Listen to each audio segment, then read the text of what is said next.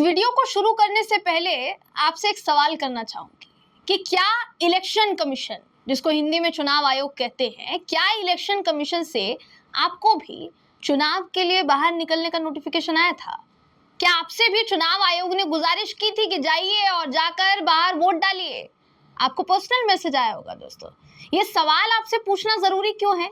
इसलिए पूछ रहे हैं क्योंकि जब आप मतदान के लिए गए और आपको जो दिक्कतें आई, उन दिक्कतों का सामना करने वालों में सिर्फ आप इकलौते नहीं थे। आपकी जानकारी के लिए बताना चाहूंगी, बहुत सारे लोग थे, कई लोग हैं। और अगर आप मीरा भाईंदर से हैं या फिर आप ठाणे लोकसभा क्षेत्र के अंतर्गत आते हैं और आपने ठाणे के लिए वोट डाला, तो ये वीडियो आपके लिए है। अब जिनको दिक्कत आई, वो दिक्कतें क्या थी, क्या क्या परेशानियां सामने आई, ये जानने के लिए आपको ये पूरा वीडियो देखना होगा दोस्तों। इसलिए आप सभी से गुजारिश है कि आखिर तक इस वीडियो को जरूर देखिएगा। नमस्कार, मेरा नाम है जयंती झा और आप देख रहे हैं MB लाइव। दोस्तों, अभी इस वक्त फिलहाल चुनाव देखिए हो चुका है। 20 तारीख को चुनाव था, चुनाव खत्म हो चुका है, मतदान हो चुका है, नतीजों का इंतजार किया जा रहा है। बात करेंगे महाराष्ट्र की, तो महाराष्ट्र में 5वें चरण का लोकसभा चुनाव 20 मई को खत्म हुआ। महाराष्ट्र में ये चुनाव का आखिरी चरण था। इसी चरण के अंतर्गत ठाणे लोकसभा क्षेत्र में भी चुनाव हुआ, जिनमें तकरीबन 6 विधानसभा आती है। वैसे तो बार बार हम आपको इन 6 विधानसभाओं का नाम याद दिलाते रहे हैं, लेकिन फिर एक बार दोहरा देते हैं। मीरा भाईंदर, कोपरी पाचपाकड़ी, बेलापुर, एरोली, ठाणे और ओडामाझीवाड़ा। ठाणे लोकसभा क्षेत्र में कुल कितने प्रतिशत मतदान हुआ, सिलसिलेवार तरीके से इन आंकड़ों पर सबसे पहले गौर करते हैं। ठाणे की बात करेंगे दोस्तों, तो ठाणे में कुल मिलाकर 52.09% मतदान हुआ, जिसमें पुरुष मतदाताओं की जो वोटिंग की संख्या थी वो 53.22% थी। महिला मतदाताओं की वोटिंग की संख्या 50.79% और अन्य मतदाताओं की संख्या 17.39% रही। अब ये हुआ वोट प्रतिशत और वोट प्रतिशत की बात। लेकिन शुरुआत में आपसे एक सवाल किया था मैंने, और आप निश्चित तौर पर उसका इंतजार कर रहे होंगे कि जवाब कब निकलकर सामने आएगा, जवाब कब दूंगी मैं, तो आपको जवाब दे देते हैं। देखिए, चौंकाने वाली बात है दोस्तों कि मीरा भाईंदर में तकरीबन 30,000 लोगों के नाम वोटिंग लिस्ट में ही नहीं थे, गायब थे वोटिंग लिस्ट से।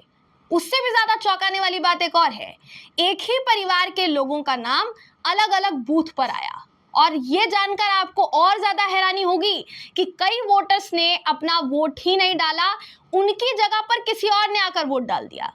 जबकि चुनाव से पहले चुनाव आयोग कितना ज्यादा सतर्क है, चुनाव आयोग ने कितनी तैयारियां की हैं, बहुत सारी बातें जो है निकल कर सामने आ रही थी।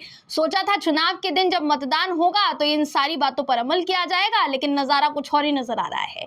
इस बारे में रवि व्यास, जो कि मीरा भाईंदर क्षेत्र के चुनाव प्रमुख हैं, उन्होंने क्या कुछ कहा ये भी आपको बता देते हैं। इलेक्शन कमीशन से उन्होंने इस बाबत शिकायत करने के अलावा पुराने मतदाताओं का नाम हटाए जाने पर काफी ज्यादा हैरानी जताई है और मतदाताओं के नाम न होने से फॉर्म 17 भरकर और पोस्टल बैलेट पेपर पर मतदान नहीं करने के लिए जाने से शिकायत दर्ज की है। अब ये तो हुई मीरा भाईंदर की बात, मीरा भाईंदर के हालात। पर अगर आप ये सोच रहे हैं कि ऐसी बदइंतजामी का जो शिकार है सिर्फ मीरा भाईंदर हुआ है, तो आपकी गलतफहमी है दोस्तों, और इस गलतफहमी को दूर करना चाहूंगी। इसके अलावा देखिए, ओडामाझीवाड़ा भी एक ऐसी विधानसभा क्षेत्र था जिसमें इसी तरीके के कुछ केसेस मिले हैं।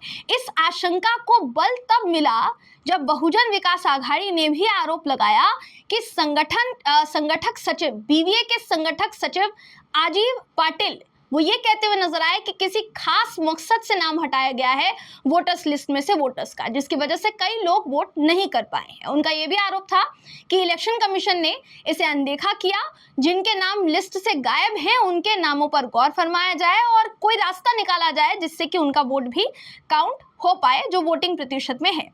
इस सबके बीच एक और जानकारी सामने आई जिस पर कई तरीके के सवाल खड़े हो रहे हैं दोस्तों, और ये जानकारी बहुत जरूरी है, जो आपके लिए जानना जरूरी है। देखिए, ओडामाझीवाड़ा विधानसभा में मराठी भाषिक लोगों के नाम गायब थे लिस्ट से, जिस पर इलेक्शन कमीशन की तरफ से अभी तक कोई प्रतिक्रिया सामने नहीं आई है। हालांकि हम फिर से इस बात को दोहराना चाहेंगे कि ये जो जानकारी सामने आई है, क्योंकि अभी तक इस पर किसी तरीके की कोई प्रतिक्रिया सामने नहीं आई है, तो हम इस बात की पुष्टि नहीं करते हैं। इसके अलावा चुनाव से पहले मीरा भाईंदर और ठाणे जिला में इलेक्शन कमीशन ने महिला, नए वोटर्स, दिव्यांगजनों के लिए खास इंतजाम करने जैसी बहुत सी बातें कही थी। लेकिन जितने बूथ हमने कवर किए हैं इस तरीके के कोई इंतजाम वहां नजर नहीं आए दोस्तों। एक बड़ी चुनौती उन बुजुर्गों के लिए भी थी जो व्हील चेयर पर वोट डालने के लिए वहां गए थे। इसके अलावा कई जगह पर ईवीएम मशीन बंद पड़ने से 3 से 4 घंटे लोगों को लाइन में खड़े होकर इंतजार करना पड़ा।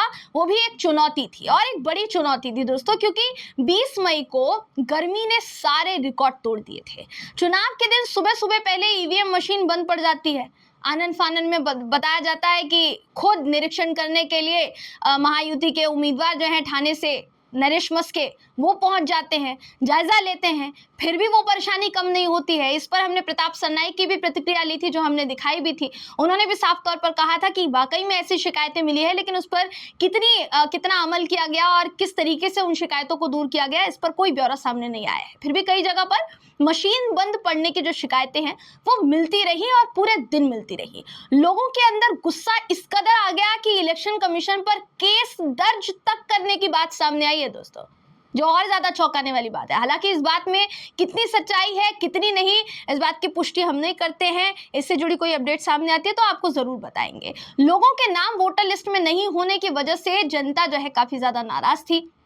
अब हमें लगता है दोस्तों कि शुरुआत में जो सवाल हमने आपसे किया था उसका जवाब इस जानकारी के तहत आपको मिल गया होगा। लेकिन इसके अलावा क्योंकि हम ठाणे लोकसभा क्षेत्र में वोटिंग डे की बात कर रहे हैं, तो आपको ठाणे में लगने वाली 6 विधानसभाओं में वोटिंग टर्नआउट क्या था ये आपको बताए चलते हैं कि क्या क्या टर्नआउट था और कितने प्रतिशत मतदान किया, महिलाओं ने कितना मतदान किया, पुरुषों ने कितना मतदान किया। मीरा भाईंदर में कुल मतदाताओं की संख्या है 4,57,359, जिनमें से 2,23,898 मतदाताओं ने मतदान किया, जिनका कुल प्रतिशत, वोटिंग प्रतिशत जिसको आप कहेंगे, 48.95% है। और ये इनका चुनावी ब्यौरा है, जिसमें चुनाव आयोग की बद इंतजामी से लेकर वोटर्स को जो परेशानी हुई सब कुछ हमने आपको इस वीडियो में बताया है। लेकिन आपको क्या लगता है, क्या ये इसी चुनाव की बात है दोस्तों, या पहले नहीं होता आया है? क्योंकि चुनावी मौसम के दस्तक देने से पहले बातें तो बहुत बड़ी बड़ी की जाती हैं, ये इंतजाम हो रहा है, वो इंतजाम हो रहा है, लेकिन चुनाव का दिन आते आते पता नहीं क्यों सारे दावे ठंडे बस्ते में बंद हो जाते हैं। विधानसभा चुनाव अगले कुछ ही महीनों में होने वाला है। क्या इलेक्शन कमीशन से ये ना पूछा जाए कि इस कदर जनता का खून क्यों चूसा जा रहा है? आपको भी अगर कोई सवाल दिमाग में आपके आ रहा हो तो कमेंट सेक्शन में हमें कमेंट करके जरूर बताइएगा। अगर आपको ये वीडियो पसंद आया हो तो वीडियो को लाइक कीजिए, शेयर कीजिए, चैनल को सब्सक्राइब करना बिल्कुल भी ना भूलें दोस्तों। अगली वीडियो में आपसे फिर मुलाकात होगी, तब तक के लिए नमस्कार।